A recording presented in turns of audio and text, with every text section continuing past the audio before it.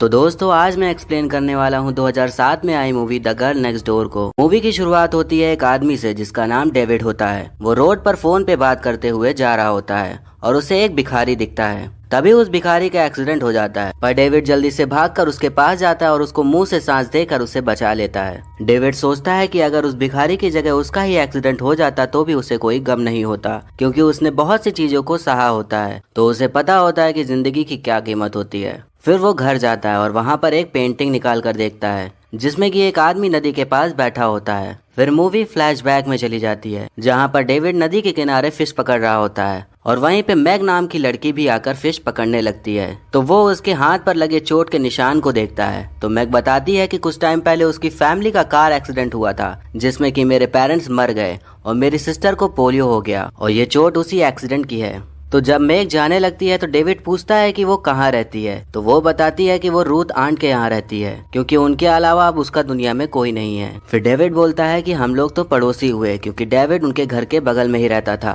और रूथ के बच्चों के साथ ही उसकी अच्छी दोस्ती थी। उसका ज्यादातर टाइम रूथ के बच्चों के साथ ही खेलते बीतता था। अगले दिन डेविड राल्फ से उसकी बहन मैग के बारे में पूछता है। तो वो बोलता है कि वो मेरी बहन नहीं है, वो स्टेप सिस्टर है और असली बहन और स्टेप सिस्टर में काफी फर्क होता है। जब सब बच्चे रूथ के घर पर होते हैं तो रूथ बताती है कि वो कार्निवल फेस्टिवल में हाफ स्कर्ट पहन के डांस करती थी। रूथ ने अपने बच्चों को पूरी तरह से फ्रीडम दे रखी थी। वो उनको दारू पीने देती थी, सिगरेट पीने देती थी और किसी भी चीज के लिए मना नहीं करती थी और वो भी उनके साथ एकदम खुलकर रहती थी। उसी रात सारे लड़के मैग को बिना कपड़ों में देखने का प्लान बनाते हैं। डेविड मना कर देता है पर लड़के नहीं मानते और एक पेड़ पर चढ़ के देखने लग जाते हैं, पर मैग तभी रूम की लाइट्स बंद कर देती है और उन्हें कुछ भी नहीं दिख पाता। फिर अगले दिन रूथ सभी बच्चों को पेड़ पर से सिल्क वॉर्म निकालना सिखा रही होती है। वो मैग से भी ऐसा करने को कहती है पर मैग मना कर देती है। तो रूथ उसको सजा के तौर पर उसकी बहन और उसको कपड़े धोने को कहती है। तभी डेविड एक दुकान में जाकर बर्गर खाने लगता है। तो वहाँ पर मैग आकर उसे अपने लिए भी बर्गर खरीदने को कहती है और बताती है कि उसने 2 दिन से कुछ भी नहीं खाया है। रूथ उसे कुछ भी नहीं खाने देती है और बोलती है कि वो मोटी हो रही है। वो बस उसे परेशान करने का बहाना ढूंढती है। डेविड को रूथ का ये बिहेवियर बिल्कुल भी नहीं समझ में आता है। फिर अगले दिन देखते हैं कि मैग डेविड के घर पर आती है। वो इसको एक पेंटिंग देती है। ये वही पेंटिंग होती है जो हमें मूवी के शुरुआत में दिखाई गई थी, पर डेविड रूथ के पास चला जाता है ये सोच के कि मैग ने उसके लिए ये बनाई है। बट रूथ को समझ आ जाता है कि मैग ने पेंटिंग उसके लिए नहीं डेविड के लिए बनाई है। रूथ मैग के पास जाती है और उसे गंदी गालियां देती है। डेविड भी अपनी खिड़की से देख रहा होता है कि रूथ मैग और उसकी बहन को गालियां दे रही है। फिर अगली सुबह डेविड जब उसके घर जाता है तो देखता है कि रूथ के सारे बच्चे मैग को गुदगुदी लगाकर छेड़ रहे होते हैं। तभी राल्फ मैग के चेस्ट को छू लेता है तो मैग उसे थप्पड़ मार देती है। फिर उसके बाद रूथ वहाँ पर आती है। वो मैग की बहन सूजन से पूछती है कि क्या मैग ने थप्पड़ मारा था। तो वो बताती है कि राल्फ की ही गलती थी, इसलिए उसने थप्पड़ मारा। बट रूथ इस बात को नहीं मानती और बोलती है कि तुमने उसे थप्पड़ मारते हुए रोका क्यों नहीं, तो तुम्हें भी सजा मिलेगी। और रूथ फिर सूजन को लेटाकर उसके पीछे बहुत मारती है। रूथ मैग को बोलती है कि अगर उसने फिर से ऐसी ही कोई गलती की तो उसकी सजा उसकी बहन को मिलेगी। अगले दिन डेविड और राल्फ देखते हैं कि मैग पुलिस से बात कर रही होती है। तो राल्फ जाकर रूथ को बता देता है। तो वहीं पर राल्फ का भाई विली मैग को थप्पड़ मार के डराता है और रूथ भी उसे बोलती है कि यहाँ पर तुम्हारी मदद करने के लिए कोई नहीं आने वाला और अब तुम्हारे साथ कुछ ऐसा होगा जो तुमने कभी सोचा भी नहीं होगा। फिर हम देखते हैं कि डेविड अपनी फैमिली के साथ डिनर कर रहा होता है और उनसे रूथ के घर पर आज रात स्टे करने के लिए पूछता है। तो वो हाँ कर देते हैं। तब वो रूथ के घर जाता है तो देखता है कि उन सब ने मैग को बेसमेंट में बांध दिया होता है और उसकी आंखों में पट्टी बंधी होती है और उसके पैरों के नीचे बुक्स रखी होती हैं। तभी वहाँ पर उसके कपड़े उतार दिए जाते हैं। वो सब वहाँ पर गेम खेल रहे होते हैं।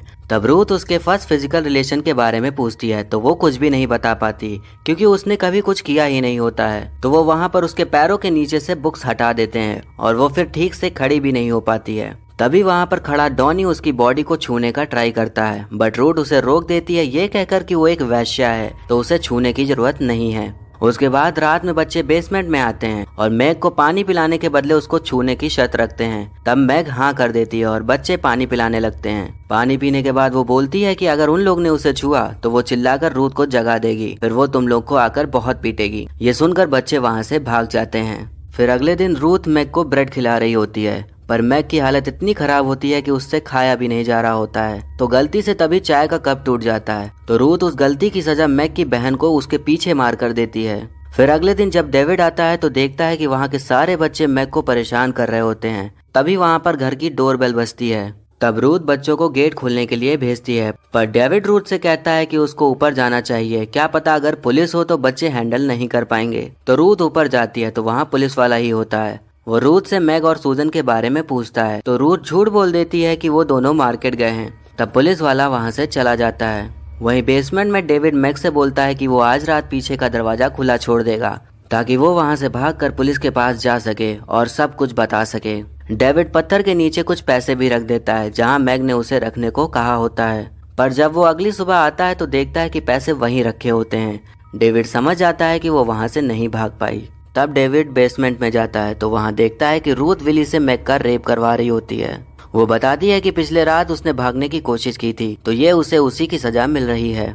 वो ये भी कहती है कि उसके भागने के प्लान में किसी और का भी हाथ शामिल था। उसके बाद रूथ डेविड से मैग का रेप करने को कहती है, पर डेविड मना कर देता है। तब रूथ मैग को बुरी तरह से टॉर्चर करना स्टार्ट कर देती है। वो एक पिन को गर्म करके उसके बॉडी पर गालियां लिख देती है और फिर उसके प्राइवेट पार्ट को आग से जलाने की कोशिश करती है। तो डेविड ये सब नहीं देख पाता और वहाँ से भागने की कोशिश करता है, पर विली उसको पकड़ लेता है और उसे मैग को टॉर्चर होते हुए देखने को मजबूर करता है, बट उससे वो नहीं देखा जाता और वो बेहोश हो जाता है। फिर डेविड को जब होश आता है तब वो खुद को ही बंधा पाता है, बट वो किसी तरह से अपने आप को छुड़ा लेता है और वो मैग के पास जाकर पूछता है कि वो पिछली रात भाग क्यों नहीं पाई। बट मैग की टॉर्चर से इतनी ज्यादा हालत खराब हो गई थी कि वो बोल भी नहीं पा रही थी। तब सूजन बताती है कि वो उसकी वजह से नहीं भाग पाई, क्योंकि वो चली जाती तो फिर उसको ही टॉर्चर करने लग जाते। तब डेविड को बहुत ज्यादा गुस्सा आता है। उसे वहाँ पर रुई पड़ी दिखती है तो उसके दिमाग में आइडिया आता है। वो उस रुई को जलाकर धुआं कर देता है। तो जब रूथ वहाँ पर आती है तो वो उस पर हमला कर देता है और मार डालता है।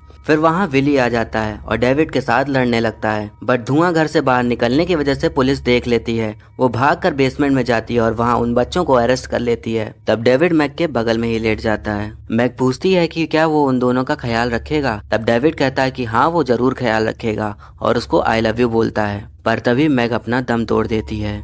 तो ये था explanation the girl next door का। आपको कैसा लगा कमेंट कर जरूर बताएं।